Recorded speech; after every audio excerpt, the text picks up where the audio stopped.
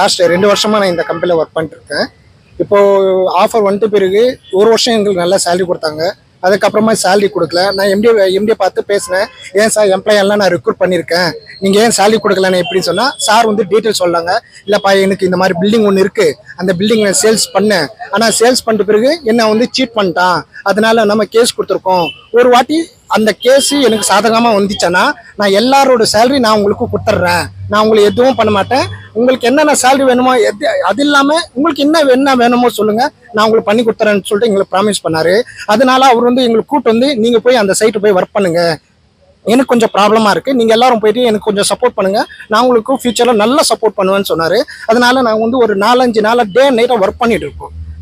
Business நல்லா work பண்ணிட்டு இருக்கோம். இப்போ ஒர்க் பண்ணுறதுனால வந்து இவர் காசு கொடுக்காம இருக்கணும். நிறைய வெண்டர்ஸ் எல்லாம் வந்து எங்களுக்கு கேட்க ஸ்டார்ட் பண்ணிட்டாங்க.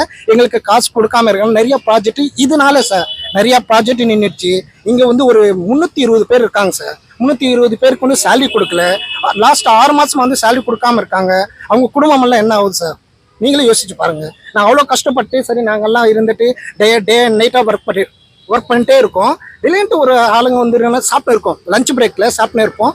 அவர் ஒரு 200 பேர் கிட்ட, 150-200 பேர் கிட்ட சார் எல்லாமே வந்துட்டாங்க. ஏதோ சண்டை நடந்து பாருங்கன்னு சொன்னால் எல்லாரும் அடிச்சுட்டு எல்லாரும் வந்துட்டு கேமராங்கெல்லாம் இப்போ எடுத்து ஒடிச்சுட்டு இருந்தாங்க. நம்ம எதுவும் கேட்கல. உள்ள சில அட்வொகேட்னு சொன்னாங்க, பட் வேற ஆர் நாட் அட்வொகேட். ஏன்னா அட்வொகேட் எப்படி பிஹேவ் பண்ணுறான்னு எங்களுக்கு தெரியும். அவங்க வந்துட்டு நம்ம எம்ப்ளாயிஸு சில பேர் கொஞ்சம் வயசானவங்க கூட இருக்காங்க. அவங்க பேக் எடுத்து லேப்டாப் எடுத்து பேக் மேட் எடுத்து ஒருத்தருக்கு லேட் ஆகிறதுனால அவங்களை 2 பேரை அடிச்சுட்டு ஒருத்தர் மாரில் அடிச்சிட்டாங்க. ஒருத்தர் வந்து பெரியவர், அவர் வந்து 20 வருஷமாக இந்த கம்பெனியில் இருக்காரு, அவரை பிடிச்சி கன்னத்தில் அடிச்சிட்டாங்க. இதெல்லாம் வந்து கேமரால வந்திருக்கு. அந்த கேமராலாம் நாங்கள் வந்து போலீஸ் கிட்ட கொடுத்துருக்கோம். ரிப்போர்ட்டெல்லாம் நாங்கள் இது பண்ணிட்டோம்.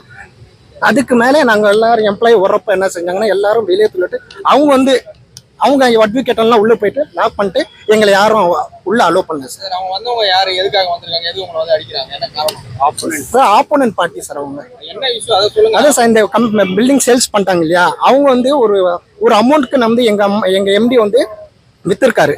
அந்த அமௌண்ட்ல வந்து அதில் 40% அமௌண்ட் தான் கொடுத்துருக்காரு. ரிமைனிங் 60% அமௌண்ட் வந்து ரிஜிஸ்டர் எல்லாம் பண்ணிட்டாரு. அவர் வந்து சரி நம்பிக்கையில் ரிஜிஸ்டர் பண்ணி கொடுத்தா 40 crores வாங்கிட்டு பிறகு இன்னும் 60% போய் கேட்டால் அவர் கொடுக்கல, நான் கொடுத்துட்டேன்னு சொல்லிட்டு சீட்டிங் பண்ணார். ஃப்ராடு சீட்டிங் எல்லாமே ஒரு கேஸு போட்டிருக்கோம். அது வந்து தாம்பரத்துலேருந்து எங்கள் சீனியர் வந்து உங்களுக்கு சாஃப்ட் காப்பி கூட அனுப்புகிறாரு. அவர் மேலே கேஸ் கொடுத்துருக்கோம் நாங்கள். சார் நான் 15 வருஷமாக ஒர்க் பண்ணுறேன். இந்த கம்பெனியில் ஒர்க் பண்ணியிருக்கேன், மார்க் கம்பெனி. திடீர்னு நான் கேட்டுக்கு வந்தேன். திடீர்னு ஒரு 20-25 பேர் டக்குன்னு உள்ளே வந்தாங்க.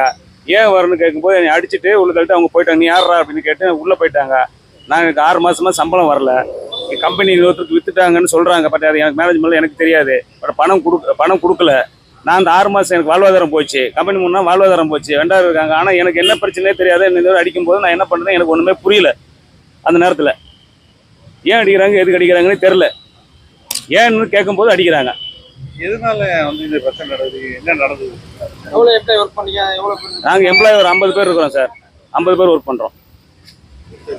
எதுக்காக எதுவும் தெரிஞ்சுதா, என்ன சொன்னாங்க? நீ யாருன்னு கேட்டு அடிச்சாங்க. அவ்வளோதான்.